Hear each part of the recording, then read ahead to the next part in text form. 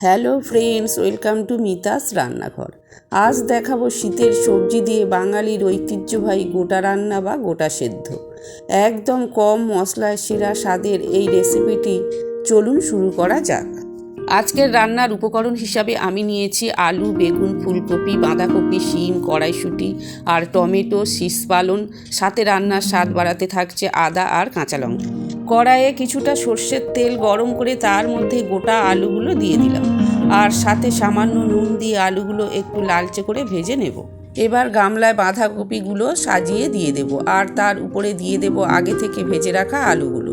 এরপর কড়াইতে আবার কিছুটা তেল দিয়ে ফুলকপি, বেগুন আর শিমগুলো দিয়ে সামান্য নুন ছড়িয়ে হালকা করে ভেজে নেব। ভাজা হয়ে গেলে এগুলো গামলার মধ্যে সাজিয়ে দিয়ে দেব।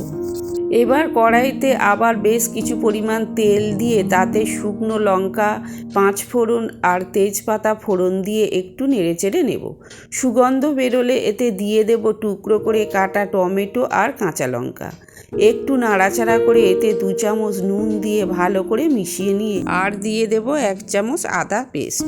একে একে দেব হলুদ গুঁড়ো, কাশ্মীরি লাল লঙ্কার গুঁড়ো, জিরে গুঁড়ো, ঝাল লাল লঙ্কার গুঁড়ো আর সামান্য চিনি। সবশেষে অল্প একটু জল দিয়ে মশলাটা কষিয়ে নিয়ে সুন্দর একটা গ্রেভি তৈরি করে নেব। এরপর গামলায় কড়াইশুঁটিগুলো সাজিয়ে দেব। এবার গামলায় রাখা সবজিগুলোর উপর চামচে করে কিছু গ্রেভি অল্প করে ছড়িয়ে দেব। এরপর ওপর থেকে 1 স্তর শীষ পালং দিয়ে তার উপর আবার কিছুটা গ্রেভি দিয়ে দেব। একইভাবে বাকি শীষ পালং শাক দিয়ে ওপর থেকে সবটুকু গ্রেভি ঢেলে দেব।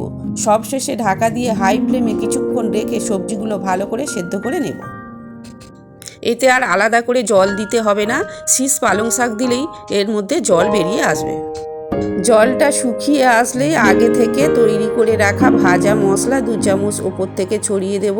তারপর আবার 10 মিনিটের জন্য ঢাকা দিয়ে রেখে দেব। তৈরি হয়ে গেল আমাদের সাবেকি গোটা রান্না। রেসিপিটি ভালো লাগলে লাইক করুন আর এই রকম আরও ভিডিও পেতে চ্যানেলটি সাবস্ক্রাইব করতে ভুলবেন না। দেখা হবে পরের ভিডিওতে। ভালো থাকুন, সুস্থ থাকুন, ধন্যবাদ।